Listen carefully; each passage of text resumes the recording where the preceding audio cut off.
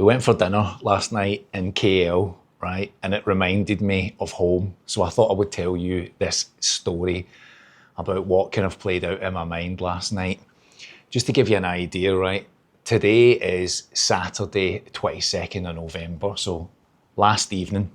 Yesterday's video was about Scottish Power and some grumbles and just sharing about trying to pay bills for my late father. It ties in nicely to this, but this is like if you're watching this today after I've posted it, a Saturday upbeat, nice story to share. So Yvonne and I have now been here in a couple of days. It will be 2 months since we arrived here in KL. I recently went for coffee with a fellow Scot. For international people, Scottish. I'm Scottish, I'm from Glasgow. And I met a guy here called Michael, who's out here on holiday with his wife, Ariana, who is actually Malaysian. She's staying, well, they are staying with Ariana's family, her mother, her sister, her family. And we met up with Michael, fellow Scot. He's from Edinburgh, I'm from Glasgow. We had a couple of coffees and enjoyed some chat. Well, I messaged Michael and I said, why don't we go for dinner? Why don't we go and have a catch up? And Yvonne and I, Ariana, we hadn't met his wife at this point. It had just been Michael. And Michael's also here with his father, Ron. He's there on holiday. They all live in Scotland and they're out here for what would have been a couple of weeks, which has ended up, I think, becoming about 6 weeks. So we agreed we would go for dinner on Friday evening. And so over this little bit of video here, I'm going to cut some footage, right, and let you see what we went up to, or what we got up to. They invited us to go to a place called Bang Sa, which is just at the edge of Kuala Lumpur. And so we had planned to go across and meet them for dinner, and they organised where we would go. And Yvonne and I were like, you know, it's good to not have to make decisions, to have to think about things when you just leave that part of it, that portion of your day, your evening, whatever, in somebody else's hands. Sometimes that's quite relaxing, right? Where you don't need to think about it. So we organised to get a taxi last night, and it was about a 20-minute taxi ride. And we use an app here called Grab. To give you an idea, we got in that taxi and we set off, and it was about 4 o'clock, so it was rush hour. There was a bit of traffic, right? Took about 20 minutes or so to get out of the city and get to Bang Sa. Now, as a little aside to all of that, right? Regular viewers who are watching this, if you are a regular viewer, post down below, regular viewer, right? Tell me. I've covered a couple of times about life's synchronicity through music. For those that have been watching this, you'll know that when I checked into a hospital recently, as I was going through the reception area, there was a pianist playing Que Sera Sera. And as somebody that was really unwell at the time, hearing Que Sera Sera, whatever will be, was kind of humorous. And then weeks later, when I was eventually leaving the hospital after 2 surgeries and sepsis, the pianist was in the reception area. And after I had just settled the final part of a £13,000 bill, the pianist was playing ABBA, Money, Money, Money. So I talk about synchronicity and all of this, and as we were in the taxi last night, it had just been torrential rain, a proper thunderstorm. We're in the taxi, right? And on the way across to Bang Sa, they were playing Wet, Wet, Wet. I recorded it. I'm going to cut it in here, right, so you can believe that this truly happened. Listen, but taxi driver's tapping the steering wheel and I'm looking at Yvonne and I'm like, it's raining outside and we're listening to Wet, Wet, Wet here in Kuala Lumpur. Now again, if you don't know who Wet, Wet, Wet are, if you look up famous Scottish bands, right, you'll get things like Big Country, Simple Minds, The Proclaimers, and you'll get Wet, Wet, Wet. Marty Pellow. My sister's like first ever idol was Marty Pellow. So we're in the taxi and we head across there. We get to the location that we're going to meet up in, right? And the bill for the taxi was 17 ringgit. But in that taxi for 20 minutes, to give you an idea, 17 ringgit is about £3. So getting around here, right, I don't miss having a car anymore. I just get in a taxi and go. I've always been a driver. I've done sales for years, driven all over the UK for business meetings and everything else. And now I just don't miss that. I just get a taxi when I need.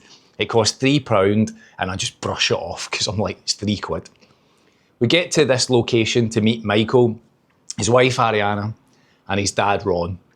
And they take us into a restaurant, a venue, a traditional Malaysian place that's serving up a banana leaf. Now, I've had messages from people saying, oh, I'm a vegetarian, I'm a vegan, can you try and show something different when you make these videos instead of roast beef and barbecue? Well, last night was it. Now, slight caveat to that, I did have a little bit of chicken and I did have mutton. Now, I'm not a lamb fan.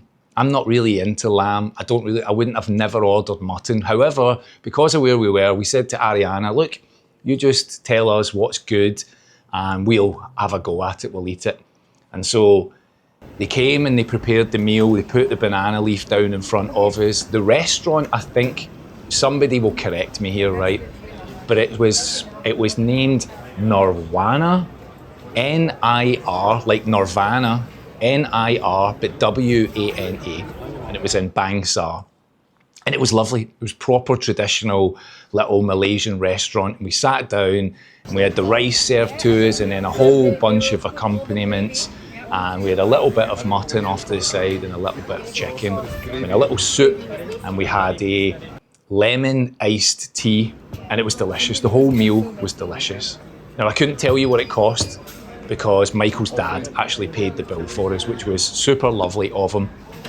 And then we went to a bar nearby and we sat and had a couple of drinks and everybody just kind of had something and we just sat and chilled and talked, right? Now, where this all came back to home for me was that Michael's on holiday with his dad, right? His dad's in his 70s. And the whole time, I just could not think of anything else but my own dad. His dad just gave me all the same vibes. He's been a teacher, he's been an accountant, so we were talking about topics like leaving the UK and tax and all the things that I've talked about here. It was reassuring that he kind of gave me the nods that I had understood the implications of what we were doing and the rules behind it, and it was great to sit and chat to him about all of that.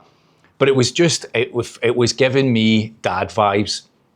And it wasn't, I'll come back to this in a second, but it wasn't until we get in the taxi when we were leaving later, which was about 9 o'clock, right? Not a late night. And I said to Yvonne, God, that was just giving me flashbacks to being on holiday with my dad.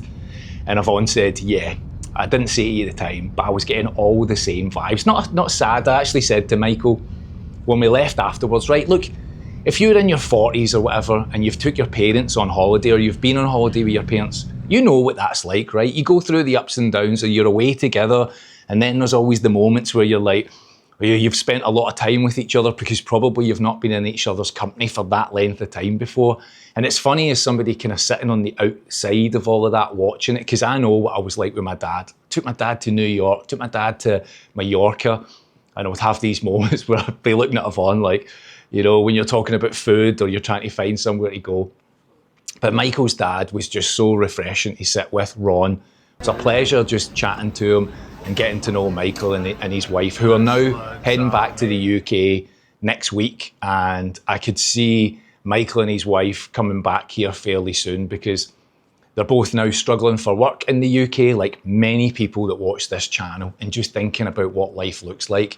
Going back to Edinburgh, the cold, the wet, the heating system going on. And it was such a lovely evening. So I just wanted to say thanks. I've asked Michael if I can talk about all of this on camera, and he's given me a WhatsApp to say no problem. I don't video a lot of these things because I made yesterday's video about Scottish Power and then we headed out in the evening. And sometimes you got to just leave the camera at home, right? You got to just be present. Now, I have my phone with me. And so I did. They were asking me, you're not making a video? And I'm like, well, I just want to engage and sit and talk to you guys. But I videoed just a little bit of the dinner so that I could share that with you if it was appropriate. And it seems appropriate because it was such a lovely evening. So people ask me, what's it like leaving and going away to another place? And obviously you're with Yvonne, so you got company. What's it like trying to build relationships and friendships and these kind of things? Look, you will meet people. You go to a gym or you go to a bar or you go out for a walk or a coffee shop. You will talk to people naturally, right? These things happen. And we've kind of built a nice friendship there, and it was lovely sitting with them. So I'm hiccuping there. So if you're thinking about coming out here and you've got those questions, right? There's just a little example. That's, yes, Michael's Scottish, his wife is Malaysian, so she was telling us of great places to go and stay and great food to go and eat and all the little things that we should be trying out. And we were immensely grateful for just a little introduction to a bit of Malaysian culture last night over that meal. So I thought I'd share with you. It's not always doom and gloom. I don't always rant in some of these videos. Sometimes I just have little moments where I think, that was nice. Came away from that meeting feeling like, not sad about missing my dad, just thinking about all the fun little times, little trips away, and then watching somebody else away on holiday with their dad was heartwarming. Not sad, heartwarming.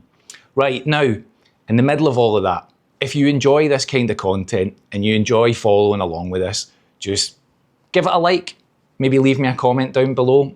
And if you really like it, the subscribe button is always there. And beyond all of that, have a great weekend, everyone. Look after yourselves. We'll see you in the next one.